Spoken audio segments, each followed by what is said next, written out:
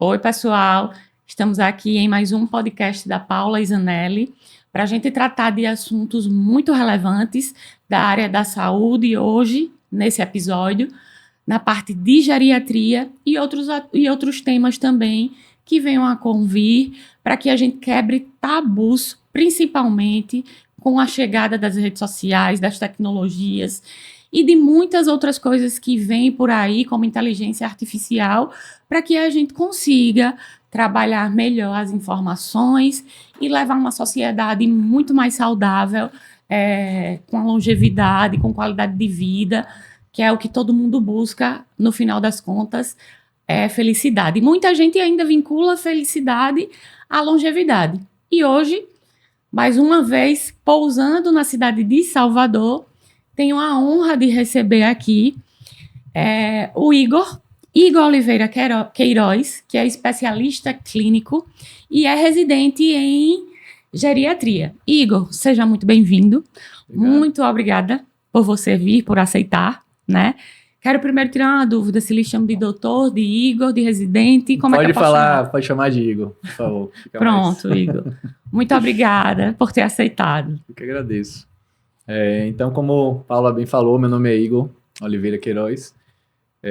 Antes de médico, né, na verdade, minha trajetória na medicina começou lá atrás, quando eu era realmente muito pequeno. Eu não tenho nenhum médico na família, não tenho nenhuma referência, né, de médico, mas não me pergunte por quê. Desde pequeno eu sempre falava com meus pais, eu quero ser médico, eu quero ser médico. Um certo dia meu pai comprou um bonequinho e falou, toma meu filho aqui, ó, você vai ser esse médico aqui. E de lá pra cá esse sentimento foi crescendo. O bonequinho tá guardado até hoje. Tá guardado até hoje. Devia ter trazido. Tá guardado, é como se fosse uma relíquia, né, da infância. E esse sentimento sempre me acompanhou. Então, eu acho que existe, de certa forma, uma vocação, uma predisposição para isso, né, até porque eu me sinto completamente realizado com o que eu faço.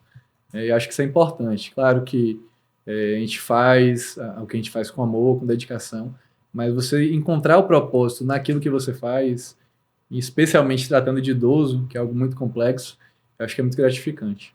Viu? Como você falou, né? Encontrar o propósito.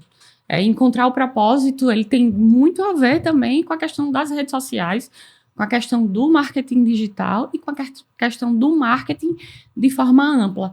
Porque imagine se a gente vai vender um produto, mas a gente não sabe qual é o propósito do produto, ou tampouco o propósito do público-alvo, né? Então, é uma analogia, mas a gente caminha aí basicamente num paralelo em áreas diferentes, com certeza. Uhum.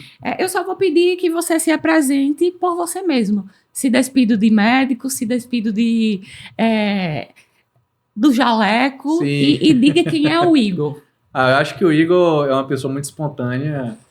Eu acho que a primeira coisa que vem na cabeça para falar de mim é a atividade física. Inclusive, é uma coisa que eu prego muito nas redes sociais.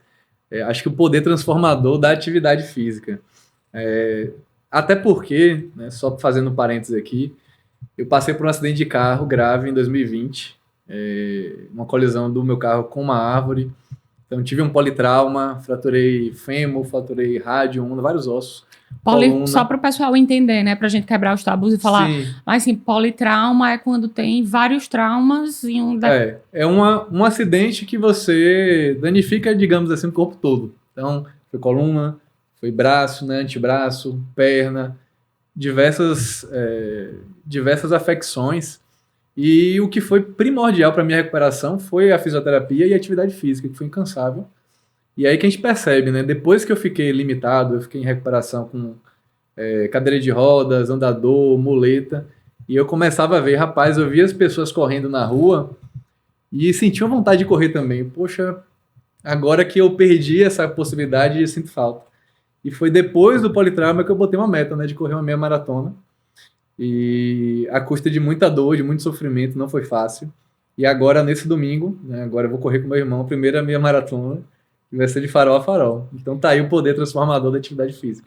Nesse domingo, hoje nós gravamos o nosso podcast no dia 9 de abril, então o próximo domingo é dia 15 de abril, é isso? Isso. Pronto, vai ser sua primeira Meia maratona. meia maratona. Depois você tem que voltar para dizer como é que foi, ou pelo menos lá no Instagram, postar não, vai ter toda e passar a experiência. A experiência, com certeza. E aí, vê só, você falou que sofreu um acidente em 2020. Isso. E quantos profissionais da área da saúde você precisou para poder se reerguer, né? Primeiro, os médicos ali, possivelmente naquele primeiro atendimento, e para sua reabilitação, você citou 2 profissionais muito importantes, fisioterapeuta e o professor de educação física. Exatamente. Eu também sou uma apaixonada pelo esporte, né? Eu pratico esporte desde os 13 anos, jogo basquete e fiquei um tempo sem jogar basquete, fiquei aí uns 8 anos para poder fazer a vida, digamos assim, né?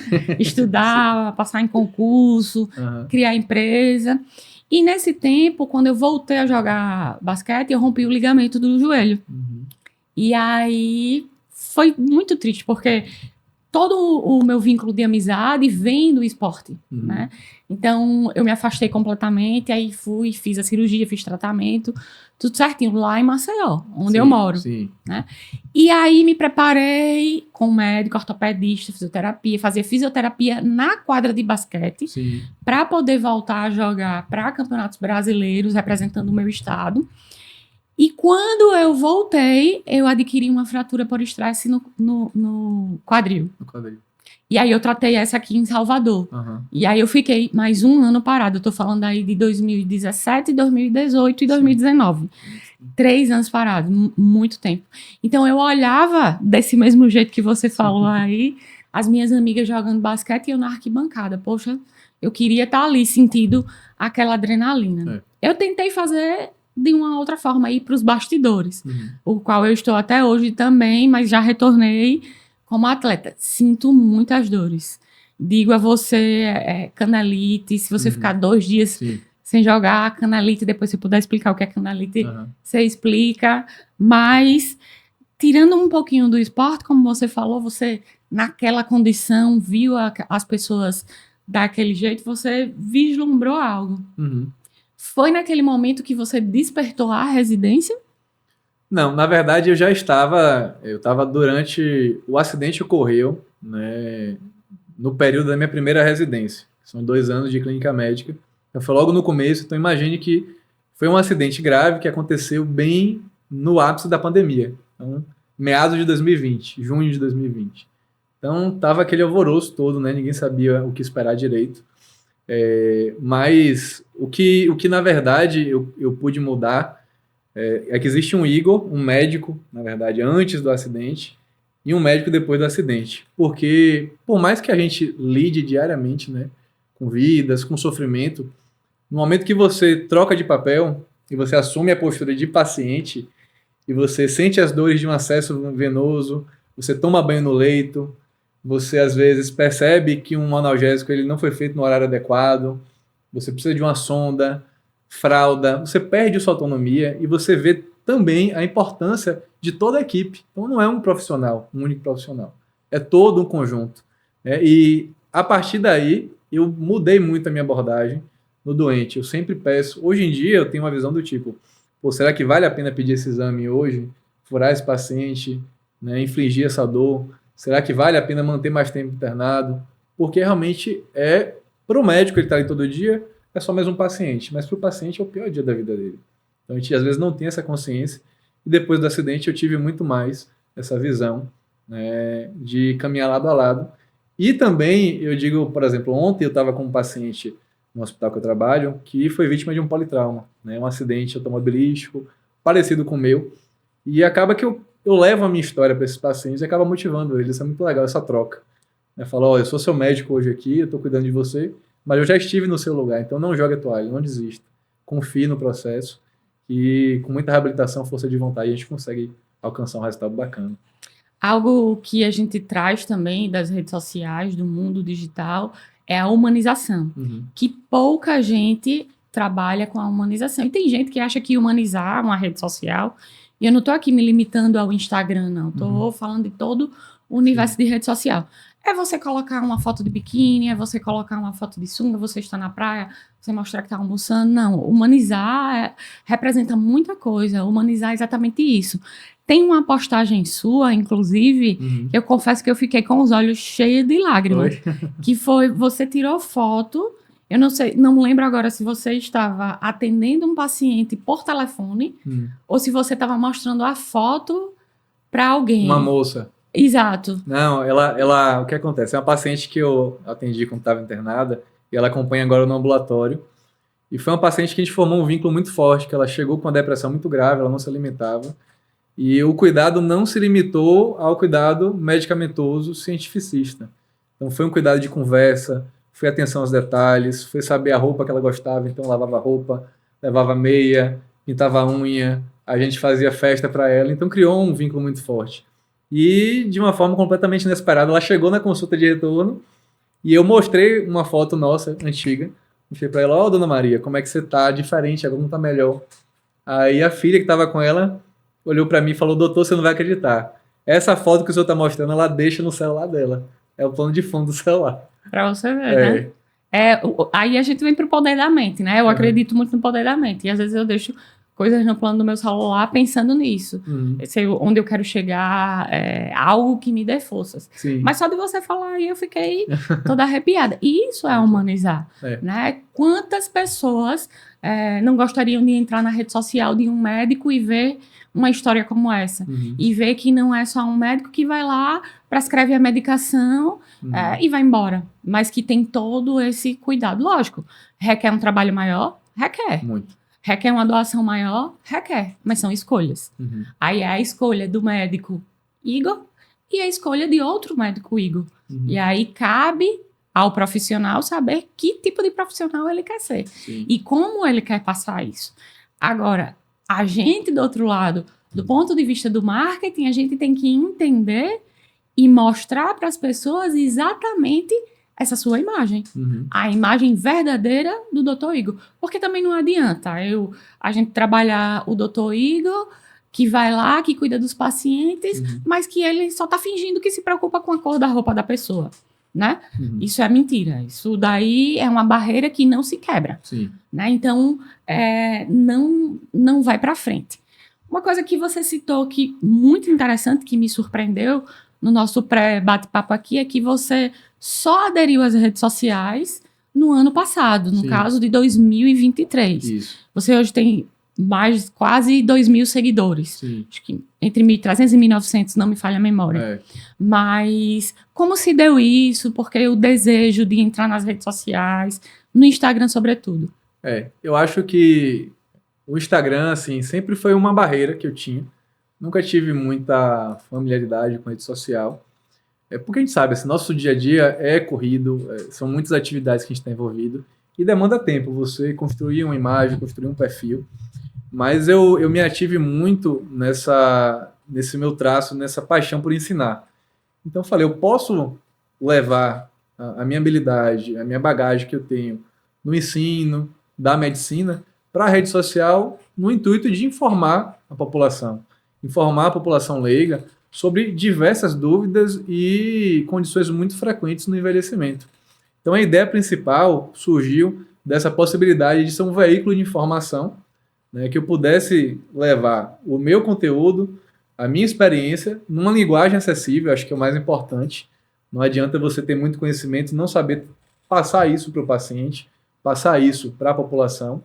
Então, de uma forma que essa informação, que muitas vezes é tabu, né, temas que são difíceis a gente discutir, como demência, cuidados paliativos, dentre outras condições, de uma forma mais acessível, que o paciente possa ver, olha, isso acontece com o meu avô, isso acontece com a minha avó, e ter uma via de comunicação comigo. Eu sempre me coloco à disposição para tirar dúvidas, meu contato está sempre lá. Então, eu acho que a rede social serviu como esse lugar comum, né, do médico e o paciente quebrar aquela, que a gente já falou, né, aquela fronteira de um médico de um lado da mesa do consultório, o paciente do outro, e aquela posição de onipotência inatingível.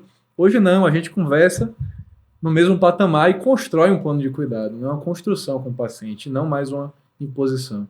Perfeito, construção. Isso. E quando a gente fala construção da imagem também, né? Na rede social, a construção da imagem de uma marca, Sim. a construção da imagem de uma pessoa, não importa, é a mesma situação. Você citou aí sobre a bagagem de ensinar, você já foi professor alguma vez? Ou... Assim, durante a minha formação em medicina, eu passei muitos anos como monitor. Né? Monitor é basicamente um professor que ainda é aluno, né?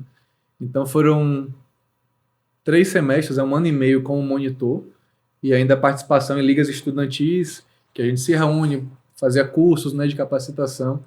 Então eu sempre gostei muito de ensinar. E é um outro propósito que eu tenho alguns propósitos, né? Um deles é a medicina, o cuidado com o paciente, o outro é o ensino. E no Instagram eu consegui aliar as duas coisas, a medicina e o ensino. Então eu uso meus vídeos numa forma de ensinar, de levar uma informação, né? Tanto que durante o dia a dia no hospital a gente recebe muitos estudantes de medicina de outras universidades, inclusive da Baiana, que foi onde eu me formei, e é sempre uma oportunidade de eu estar ali contribuindo para a formação daquele médico, né, que está no processo também de formação. Então é muito prazeroso para mim. A gente sabe que durante a nossa formação a gente às vezes não tem acesso aos melhores professores. Então tento ser o professor que eu gostaria de ter tido muitas vezes, né? De poder pegar na mão, falar, é assim que faz, é assim que aborda o paciente, tanto do lado técnico quanto do lado humano. Não adianta você dominar todas as técnicas se não souber confortar aquele paciente.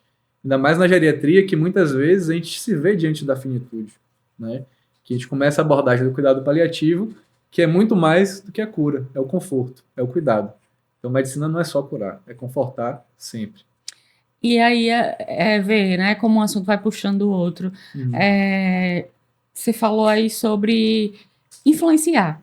Nós estamos sempre influenciando pessoas. Eu me lembro que teve uma época que eu malhava bem cedinho, né? Voltei a malhar bem cedinho. Mas aí eu tinha amigas que diziam, Paulo, acho o máximo quando tu vai lá e posta. Me dá um ânimo, às vezes eu tô com preguiça, vou lá e vou. E a gente não se dá conta do quanto a gente influencia as pessoas. Porque não são só aqueles números, vai muito mais além, né? É a mesma coisa do que você está fazendo como professor, como monitor, como você fez como monitor, como está fazendo como residente, quando recebe esses estudantes, você está não só explicando, mas sendo exemplo. E o exemplo, ele arrasta. A gente sabe disso. Né? Então, além de construir, de promover uma sociedade com a qualidade de vida melhor, com longevidade, você também tem contribuído e influenciado para promover bons profissionais, profissionais mais humanizados. Porque estudar, eu costumo dizer assim, eu gosto de quem gosta de trabalhar. Porque quem gosta de trabalhar vai gostar de aprender tudo. Isso. Então, vai desenvolver um bom trabalho. Então, a pessoa que gosta que quer ser humano, ela vai investir ali em tudo, né? E vai olhar para o Dr. Igor e vai dizer, poxa, olha como o paciente teve uma recuperação. Olha como a família do paciente enxerga o Dr. Igor. E por aí vai. Agora, doutor Igor, tem algumas coisas que passam na minha mente... E a gente vai falar que é até a cena de uma novela. Não sei se você ficou sabendo que explodiu. Eu tenho uma cliente que é cirurgiã oncológica. Sim. E foi no momento, a cena realmente não tinha mais, eram os cuidados paliativos. E a cena era exatamente essa, né? Com a Cláudia Ohana, novela das 7. Mas quando a gente fala de geriatria, para Paula... Eu estou aqui quebrando um tabu, a Paula não sabe de nada, e existem várias outras Paulas. O que é a geriatria? Bom, a geriatria, ela é um ramo da medicina, como a gente estava até falando mais cedo, né? Existe o pediatra, que é uma coisa que a gente acaba estando mais familiarizado, porque a pessoa nasce e procura logo um pediatra, né? O primeiro atendimento. É diferente de procurar um geriatra. Muitas vezes é o paciente, o idoso, que já passou por algum momento por um cardiologista, por um endócrino, por um pneumo, por diversas demandas, e em determinado momento ele vai envelhecendo, precisa de um acompanhamento longitudinal que, de certa forma, abarque todo esse cuidado. Então, eu acho que um grande diferencial do geriatra, né, da geriatria, é você ter um cuidado, um acompanhamento longitudinal e unificar todo esse cuidado, gerir esse cuidado do paciente, tanto no ponto de vista de promover a saúde, tanto do ponto de vista de prevenção. Então, a gente vai trabalhar muito com a medicina preventiva. Não vai esperar o problema acontecer, a gente vai trabalhar para que ele não aconteça. Tanto do ponto de vista de uma capacitação musculoesquelética, um trabalho com atividade física. Então, a gente comunica muito com o educador físico, o terapeuta ocupacional, o psicólogo, a família, uma dieta adequada, o uso adequado das medicações e a melhor medicação para aquele paciente. Então, a gente tem uma lista de medicações... A personalização da medicação, Exato. Né? A gente tem um critério, o critério de Beers, que ele lista medicações que estão potencialmente inapropriadas para o paciente idoso. E não raro a gente recebe pacientes no consultório que estão usando várias medicações, são boas medicações, mas para o paciente, naquele momento, com seus 75 anos, não são as melhores e acabam gerando iatrogenias. É o que a gente chama da cascata iatrogênica. Muitas vezes o paciente foi no médico que passou... É o quê? Cascata iatrogênica. O que é isso? Iatrogênica. Isso. Ele vai no médico e passa uma medicação para pressão, né? Aí essa medicação para pressão, ela acaba por desenvolver uma constipação nesse paciente. Essa constipação gera a prescrição de um laxativo. Aí esse paciente começa a usar o laxativo. Por usar o laxativo, ele acaba desidratando. Por desidratar, tem que ir na emergência tomar soro. Então tudo começou lá atrás com uma medicação para pressão que não era mais indicada para aquele paciente. Entendeu? Então esse cuidado do geriatra é de personalizar esse cuidado e acompanhar de forma longitudinal o doente. A partir de que idade se busca um geriatra? Assim, a gente fala que a partir de 60 anos acho que indicado pelo menos uma avaliação. É claro que hoje em dia, como a medicina avançou bastante... Rapidinho, se eu chegar...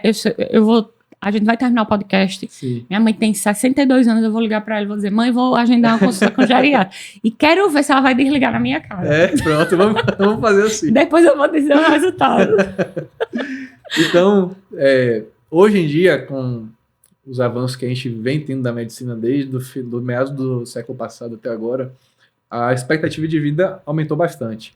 Então, apesar de que a gente tem hoje pacientes com 70 anos, 75, 80 anos, que são completamente independentes e funcionais e trabalham, dirigem, mas a gente tem um cuidado maior ainda com o chamado idoso frágil, né? Quem é esse idoso? Quem é o idoso frágil?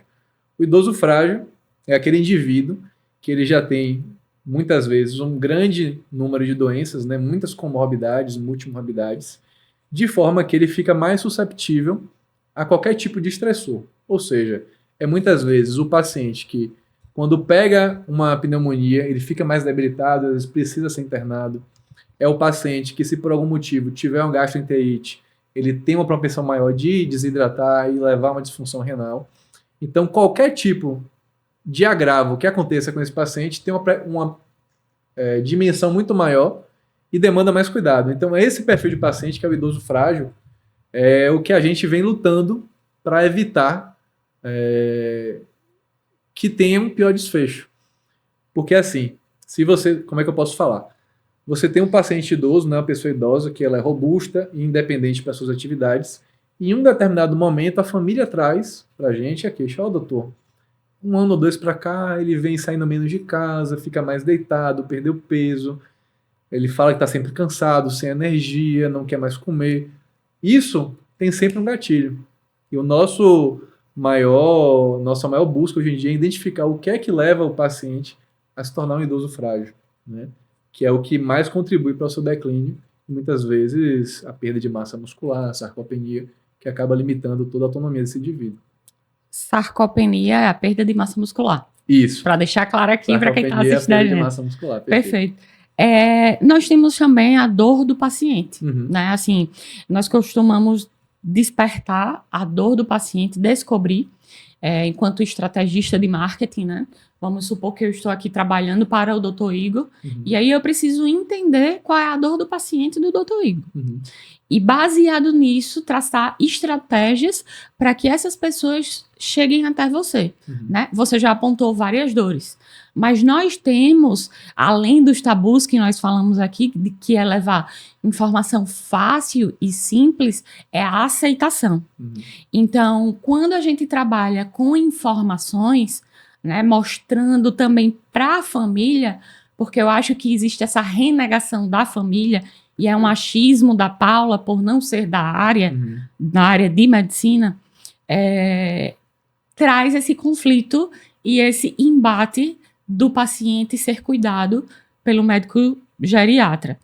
Se você puder complementar essa fala e dizer se isso realmente acontece.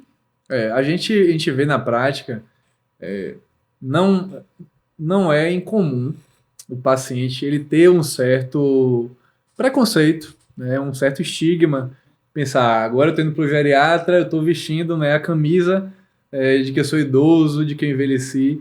Então, principalmente nessa faixa de transição ali entre os 60 e os 70 anos, é onde o paciente tem mais resistência, né, de buscar um atendimento com o geriatra por ele falar, olha, eu estou bem, eu estou com a cabeça boa, não estou esquecendo. O paciente tem muito essa ideia, né? Só vou pro geriatra quando eu tiver gaga, quando eu tiver caduco, então não é o momento agora.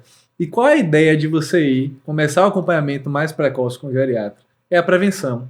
É intervir enquanto ainda há tempo, né, nos fatores que são potencialmente responsáveis por um declínio funcional do idoso lá na frente. Seja o declínio cognitivo, né, que é a parte da memória, a parte de você estar apto a fazer algumas atividades, algumas tarefas mais complexas, como ligar um carro, dirigir, planejar uma viagem, como também do ponto de vista osteomuscular e de mobilidade, né? Você evitar a sarcopenia, saber como intervir, que tipo de atividade física, qual a frequência, qual a alteração na dieta, será que vale um suplemento, entendeu? Tudo isso para evitar que lá na frente, quando esse idoso queira procurar você, porque está se achando cheio de problemas, a gente tem ainda como agir. Então a ideia de começar de forma precoce é essa. Você ter ainda uma janela de oportunidade para ter condutas que mudam desfechos, entendeu? E aí, veja assim, quantos temas não podem ser abordados ao longo da sua carreira, né? Para ensinar e mostrar às pessoas, quebrar esse preconceito também, que infelizmente ainda existe, em relação a isso. Por exemplo, a própria prevenção. Quando você traz conteúdos sobre prevenção. Vou também citar outro exemplo, né? O idoso, ele tem muitas atividades que eles fazem em casa. Isso. Que eles reproduzem o que está na academia, reproduzem em casa. Por exemplo, quando eles sobem um step na academia, eles estão subindo um degrau. Né? Quando eles fazem um agachamento, eles estão sentando numa cadeira, de repente. Perfeito. Ou baixando para descer as sacolas que chegam do supermercado, aqueles idosos que têm realmente essa independência maior. Então, existem temas que podem ser abordados de forma impactante para reter o seu público, do ponto de vista de marketing, né? Então, a partir do momento que eu olho ali, eu estou olhando que o doutor Igor está me dizendo que se eu fizer essa atividade física aqui, eu vou ter mais facilidade de subir as escadas do meu prédio e não vou sentir tanta dor no joelho como eu sinto. Perfeito. Uma parte da minha consulta é a prescrição da atividade física. Então, eu costumo fazer as receitas, né, os relatórios, tudo. E eu deixo a prescrição da atividade física como a primeira coisa que eu entrego para o paciente. Falo, seu fulano, dona fulana, eu vou te entregar aqui o mais importante primeiro, tá? Aí já cria uma expectativa. Do remédio. Isso, do remédio. Não, é o remédio que vai me ajudar, que vai ajudar a dormir melhor. E eu falo, essa receita aqui vai te ajudar a dormir melhor, vai te dar mais disposição, vai reduzir seu risco de quedas, vai aumentar a expectativa de vida e vai te ajudar com as atividades do dia a dia. A pessoa fica imaginando, né? Uma medicação milagrosa, muitas vezes. Fiquei imaginando minha sogra agora, ela numa consulta. Vou te dar aqui a sua salvação. Ela já vai pensar que é Rivotril. Infelizmente, a gente encontra isso na prática. E aí, quando eu mostro que a atividade física gera, no primeiro momento, um espanto. Falo, atividade física? Aí eu começo a explicar, sempre que eu prescrevo atividade física, a gente tem um tripé, que é a frequência, é o FIT. A frequência, o intervalo e o tempo. Então eu falo, você vai caminhar 4 vezes na semana, com a duração de 40 minutos, tá bom? Numa intensidade, a gente tem uma escala, né, que a gente gradua a intensidade de 0 a 10, uma intensidade de 6. Mas o paciente não sabe o que é uma intensidade de 6. Eu falo, dona Maria, Você vai caminhar de uma forma que você consiga conversar, mas não consiga cantar. E aí ele entende o que é aquilo, entendeu? Tem que ser um ritmo mais acelerado. Ou mesmo o Pilates, que é uma atividade resistiva muito boa, que eu recomendo muito, que a gente consegue fazer um relatório e discriminar o que a gente quer com aquilo. Qual é o nosso objetivo? Eu quero um foco em fortalecimento da musculatura do quadríceps, né, que é da coxa, que ajuda a subir uma escada, que ajuda a levantar de um sofá. Eu posso focar no alongamento da cadeia muscular, que ajuda esse paciente a ter mais mobilidade. Eu posso focar também e pedir lá para o educador, que trabalha com Pilates, o fisioterapeuta, trabalhar equilíbrio estático e dinâmico, que a gente sabe que isso tem um impacto no risco de quedas. Então a gente consegue ter uma abordagem muito holística no cuidado desse paciente através da atividade física, que vai, como eu já falei, impactar em qualidade de vida, em longevidade, em redução de agravos, em melhora da disposição e tudo mais. E aí, quando a gente vem com conteúdos como esse, de longevidade, por exemplo, tem gente que pensa que é para viver até os 100, 200 anos, né? Mas não, é para viver com uma qualidade de vida, né? Para ter um bem-estar, para conseguir exercer todas essas funcionalidades que o nosso corpo tem. Um exemplo mesmo é a questão da mobilidade, como você bem tocou. Sim. Quando nós somos crianças, né? A criança, ela consegue agachar ali e com a coluna ereta. Sim. Se a gente, ao longo da nossa vida, não for fazendo mobilidade na academia, na atividade física, a gente possivelmente não consiga nem ficar de cócoras. Perfeito. O idoso, então, não posso nem imaginar, né?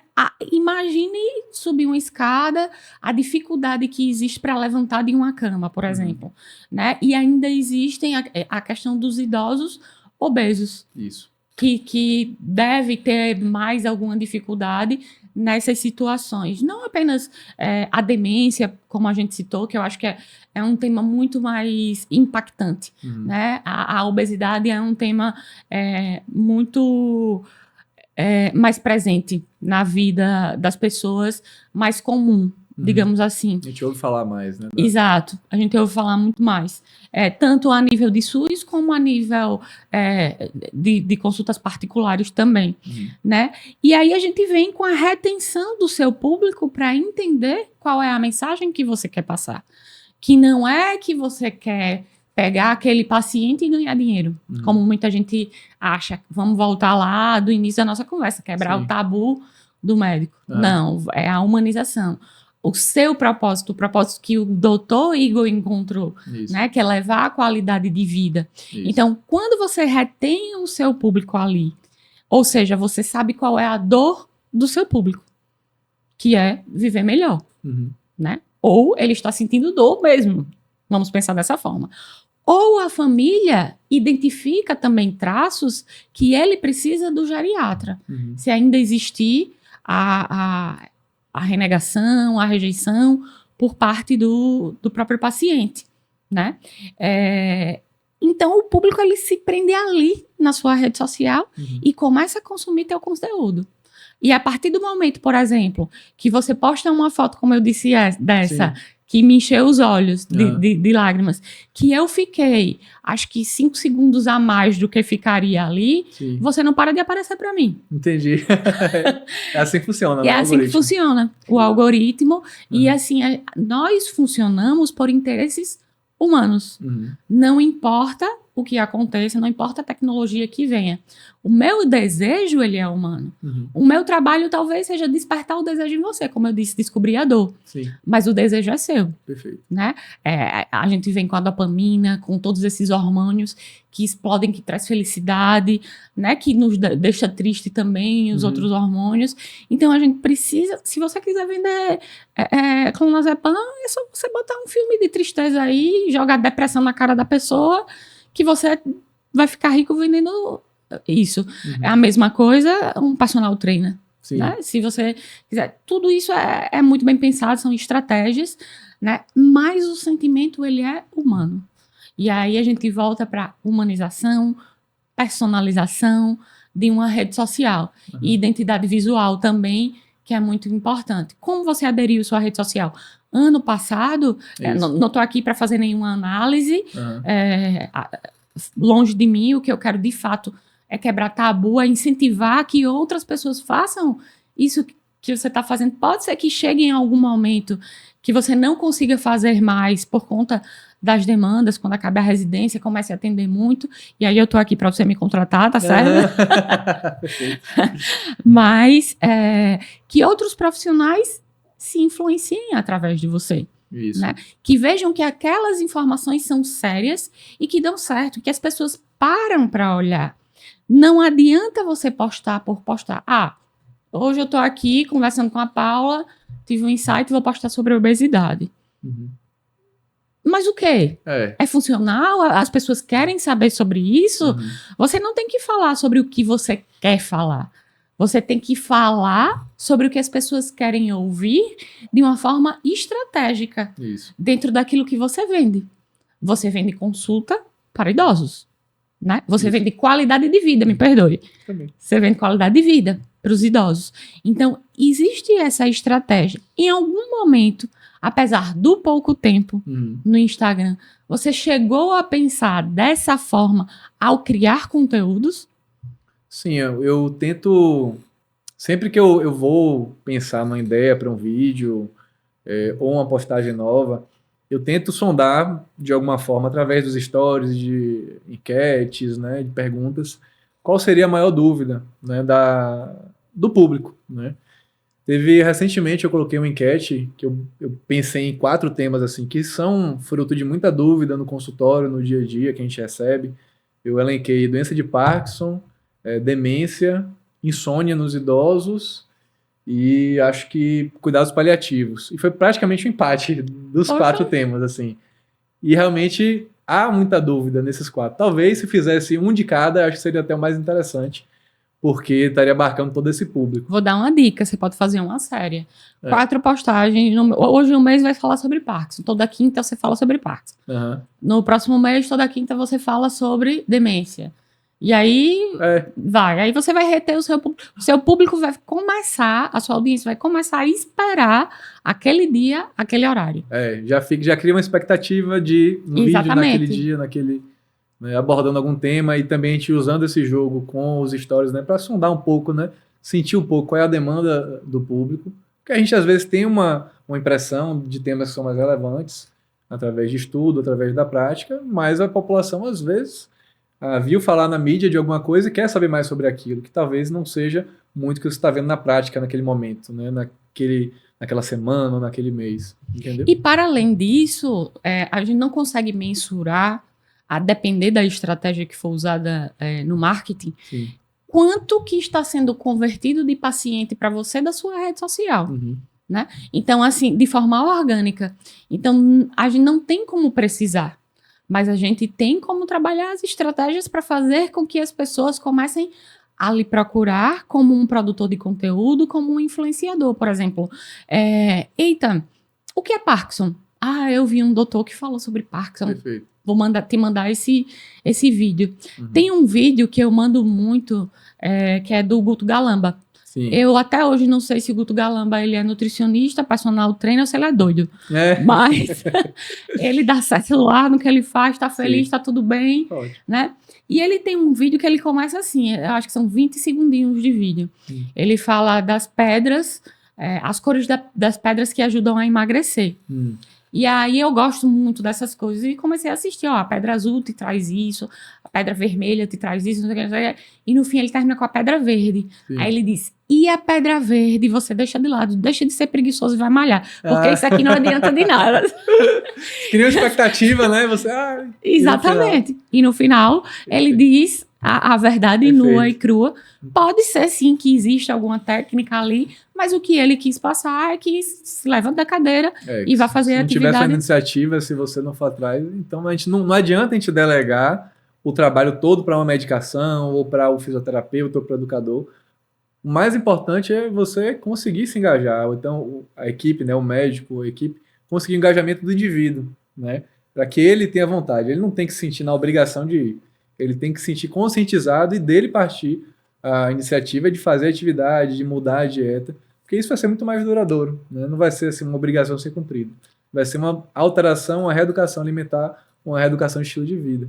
Né? Duradouro e menos doloroso. Muito menos. Porque imagine você mudar o seu estilo de vida, né? Assim, você tem um estilo de vida até os 60, vamos pensar, né? E aí dos 60 você começa a procurar um geriatra, por qualquer que seja o motivo. Sim. E você precisa começar a mudar alguns aspectos. Há um certo impacto. Vamos pensar na aposentadoria, fazer uma analogia com a aposentadoria. Você está trabalhando até ontem. Hoje, você já não tem mais que ir ao trabalho. Imagina a mente dessa pessoa. O que é que vai ocupar esse espaço que era basicamente metade do seu dia, metade da sua semana, o seu ano todo, enfim. Se a pessoa não se programa para esse momento, acontecem muitas crises. Né? Exatamente. Muitas crises pessoais. E aí, voltando lá para o vídeo que eu falei do Parkinson e da demência, por exemplo, aí as pessoas começam a copiar o teu vídeo, clicar lá, tô copiando e encaminhando para outras pessoas. Isso vai aumentar o seu engajamento e você vai conseguir atingir o seu objetivo, que é gerar mais informação, informação com precisão, informação séria. Isso. Mas, Igor, quando a gente fala de informação séria, a gente ainda encontra muita informação rasa, porque também, infelizmente, a gente não dá para se aprofundar tanto nas redes sociais, em algumas delas, mas a gente encontra muita informação mentirosa, que são as fake news. Como é que você pode nos ajudar aí a driblar esse vilão? Eu acho que essa é o grande dilema, né? Eu acho que a grande pedra no sapato de quem quer realmente propor um conteúdo verídico, conteúdo que tenha um respaldo, que tenha uma autoridade e que o paciente ou o curioso, a pessoa que está recebendo conteúdo, possa confiar. Né? Então, acho que parte disso daí vem de você criar um vínculo com essa pessoa. Então, seja através das suas condutas, da imagem que você passa na rede social, e seja através da sua formação também.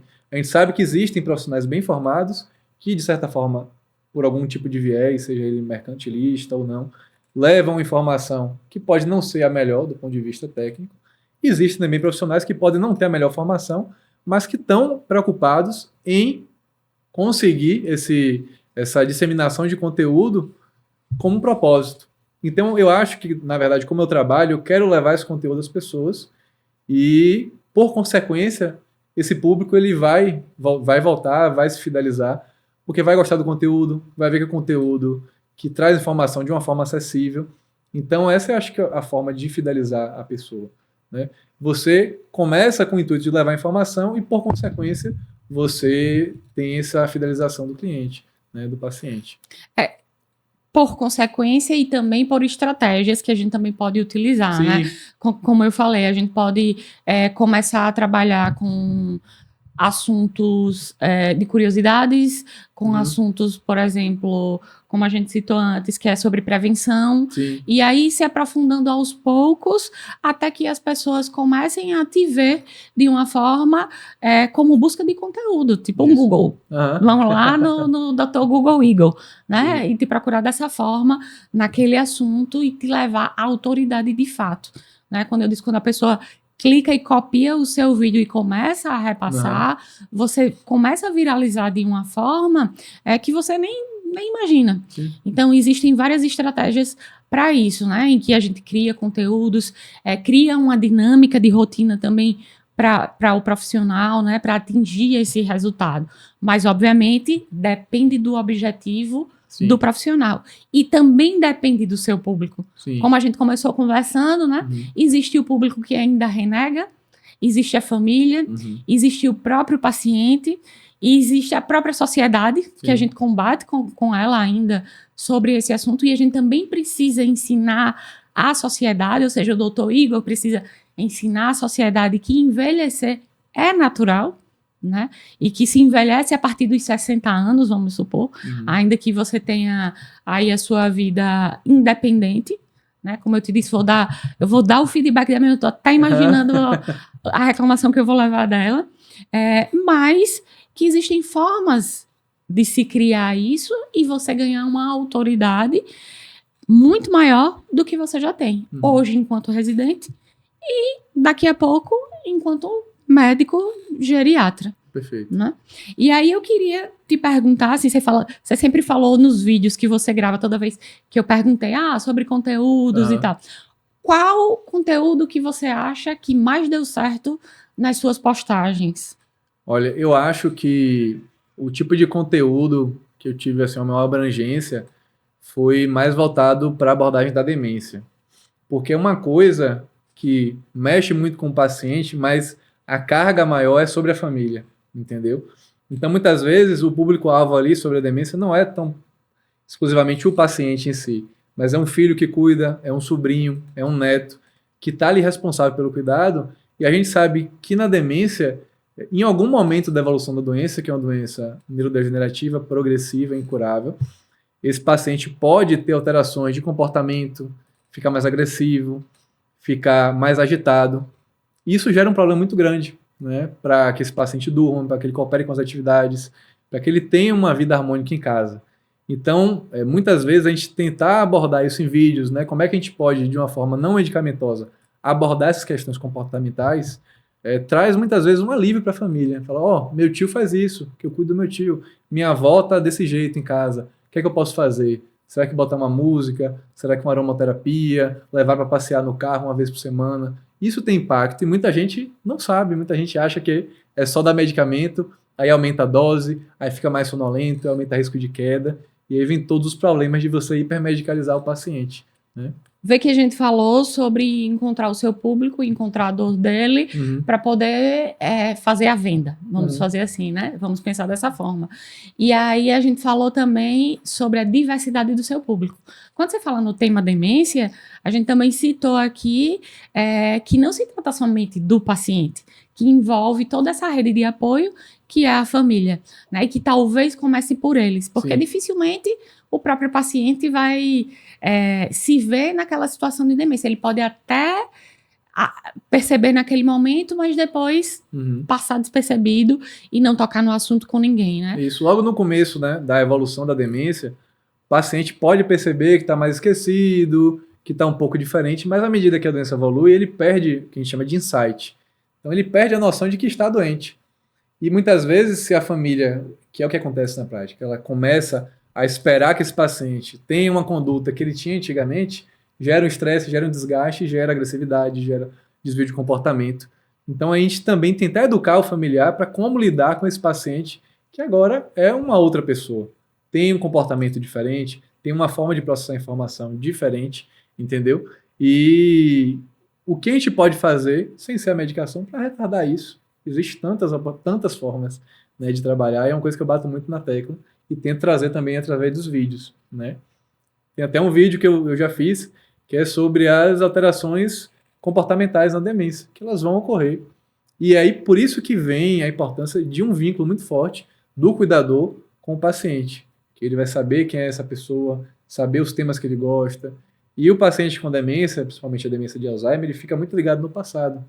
Então, no momento de estresse, no momento de nervosismo, muitas vezes botar uma música que ele gostava de ouvir quando era mais novo, que remete a uma época que ele morava no interior, é o suficiente para quebrar aquele ímpeto de raiva, de nervosismo e, enfim, contornar a situação sem precisar dar uma medicação, uma injeção, né?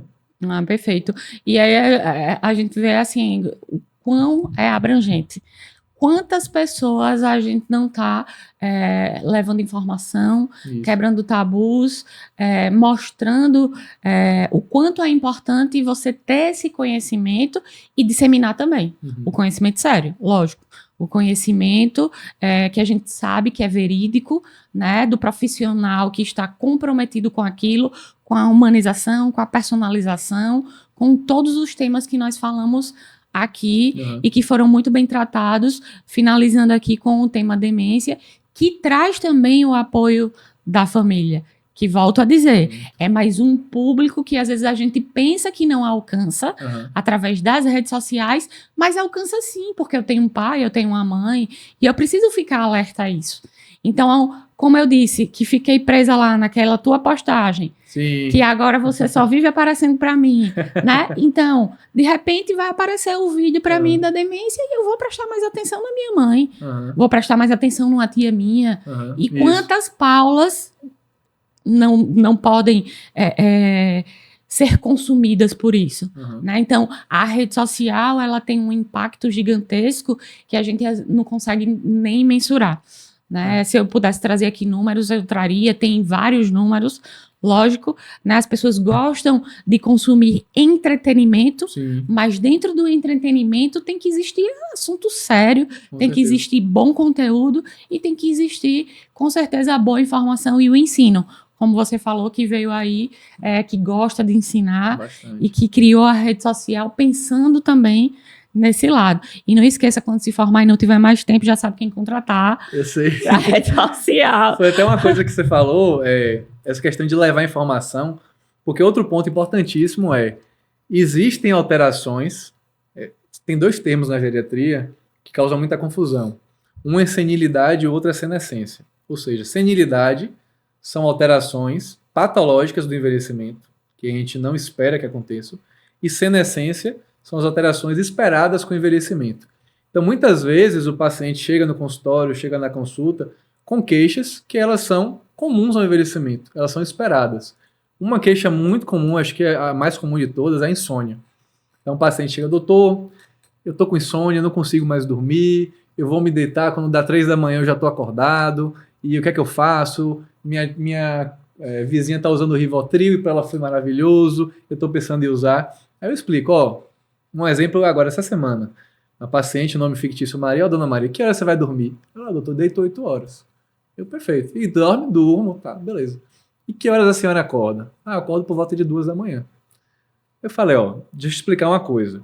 Com o envelhecimento, a cada 10 anos após os 60 anos de idade, a gente precisa dormir 1 hora menos. A paciente tinha 82 anos. Então, 6 horas de sono para ela estava excelente. Ela não precisava dormir mais. Então, ela tinha um sono bom, um sono reparador, de qualidade, mas, como ela dormia 8, 2 da manhã ela estava acordada. E não conseguia dormir mais, isso gerava angústia nela e achava que tinha que tomar medicação. Quando não era, eu falei, seu sono tá bom, seu sono tá normal.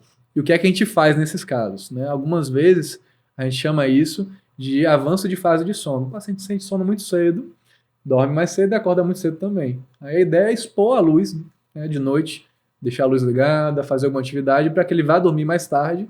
Então, se ela dormisse 11 da noite, ela acordaria 5 da manhã, que é o horário que ela estava acostumada a acordar durante a vida dela, que ela trabalhava, etc. Outra informação extremamente relevante que poucas pessoas podem conhecer. Perfeito. Que a gente não sabe quantas pessoas, na verdade, sabem sobre isso. Mas, doutor Igor, nós estamos aqui com o nosso tempo encerrado e gostaria muito de agradecer a sua presença. Obrigado. Tivemos um bate-papo excelente. Sim. Acho que aprendi muito mesmo. Estou aqui já pensando nas minhas 60 a mais, que são da minha família. E com certeza terei uma atenção maior, assim como eu.